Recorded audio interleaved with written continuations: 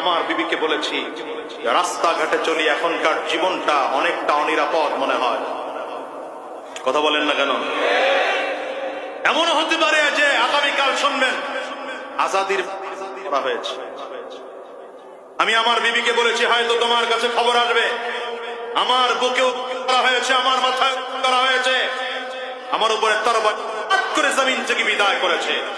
যদি খবর শোনো আমাকে জমিন থেকে বিদায় করে দেওয়া হয়, যেন তোমাকে গোটা দুনিয়ার সব শক্তি মিলেও যেন ক্যামেরার সামনে আনতে না পারে। তুমি কে আমি কে? তুমি কে আমি কে? আমার ভাই উসমান হাদি শহীদ হয়েছে, আমরা দেখতে পেয়েছি। সুতরাং আমরাও দেশ রক্ষার জন্য, ইসলাম রক্ষার জন্য, কোরআন রক্ষার জন্য প্রত্যেকে একজন একজন করে হাদি হতে চাই, হাদি হতে চাই, হাদি হতে চাই। হাত তুলে বলো ঠিক কিনা? আমরা হাদি হতে চাই না? বলেন না আমরা হাদি হতে চাই না? জোরে বলেন। আমরা তো সাহাবীদেরকে শহীদ হতে দেখি নাই, তাবেঈনদেরকে শহীদ হতে দেখি নাই, ইসলামের জন্য তারা জীবন কেমনে বিলীন করে দিয়েছেন দেখি নাই। কিন্তু আমরা এই যুগে এসে দেশের জন্য, মানবতার জন্য, কোরআনের জন্য, ইসলাম রক্ষার জন্য, আধিপত্যবাদের বিরুদ্ধে বলে আঘাত খেয়ে আমার ভাই উসমান হাদি শহীদ হয়েছে, আমরা দেখতে পেয়েছি। সুতরাং আমরাও দেশ রক্ষার জন্য, ইসলাম রক্ষার জন্য, কোরআন রক্ষার জন্য প্রত্যেকে একজন একজন করে হাদি হতে চাই, হাদি হতে চাই, হাদি হতে চাই।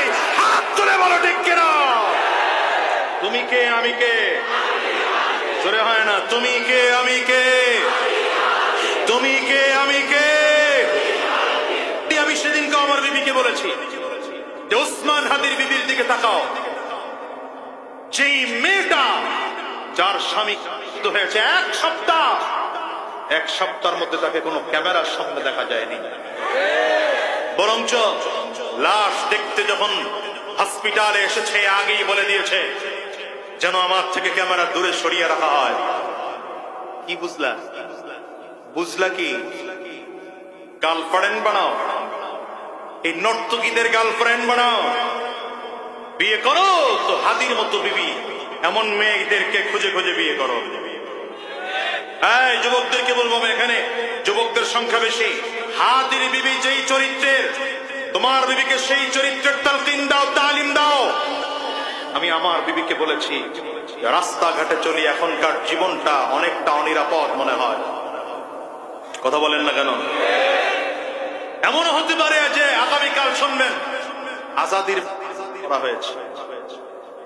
আমি আমার বিবিকে বলেছি, হয়তো তোমার কাছে খবর আসবে আমার বুকেও করা হয়েছে, আমার মাথায় করা হয়েছে, আমার উপরে তরবারি করে জমিন থেকে বিদায় করেছে। যদি খবর শোনো আমাকে জমিন থেকে বিদায় করে দেওয়া হয়, যেন তোমাকে গোটা দুনিয়ার সব শক্তি মিলেও যেন ক্যামেরার সামনে আনতে না পারে। ঠিক না বেটি? আমরাও তো এমন মরণ চাই।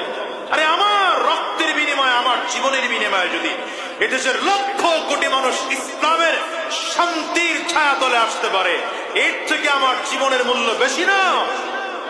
ঠিক না বেটি? আমার বেঁচে থাকা তো আল্লাহর জন্য, মরে যাওয়াও। রাসূলুল্লাহ সাল্লাল্লাহু আলাইহি ওয়াসাল্লামের জিন্দেগীর যত মার খেয়েছেন, রক্ত দিয়েছেন, সাহাবায়ে কেরাম জীবন দিয়েছেন, এর মূল উদ্দেশ্য ছিলই এটা যে শুধু পারিবারিক জীবনে ইসলাম নয়, শুধু সামাজিক জীবনে ইসলাম নয়, শুধু ব্যক্তি জীবনে ইসলাম নয়, বরঞ্চ রাষ্ট্রীয় জীবনে ইসলামকে প্রতিষ্ঠিত করতে হবে। যদি রক্তের দরকার হয়, কথা বলেন, যদি রক্তের দরকার হয়, যদি ঘাম ঝরাতে হয়, যদি রাজপথে নামতে হয়, যদি আন্দোলন করতে হয়, যদি না খেয়ে থাকতে হয়, কথা বলেন, জোরে বলেন, জোরে বলেন, যদি স্লোগান দিতে হয়, যদি যুদ্ধের ময়দানে যেতে হয়, যদি জীবনটাও দিতে হয়, তৈয়ার কারা কারা? দুই হাত উঁচু করে দেখাও। স্লোগান পরে সময় কম, যে কথাটুকু বোঝাতে চাই শেষ করি। রাষ্ট্রীয় জীবনে ইসলাম কায়েম করতে গেলে আপনার সামনে পাহাড় সমপরিমাণ বাধা এসে সামনে দাঁড়াবে। আপনি সারা জীবন সাজদায় পড়ে থাকেন, কেউ আপনার বিরোধিতা করবে না। আপনার পরিবারকে সারা জীবন পর্দা রেখে ঘরের মধ্যে ঢুকায় রাখেন, কেউ আপনাকে বাধা দিতে আসবে না। যখনই বলবেন সমাজে ইসলাম লাগবে, যখনই বলবেন রাষ্ট্রে ইসলাম লাগবে, আপনার শত্রু তৈরি হয়ে যাবে।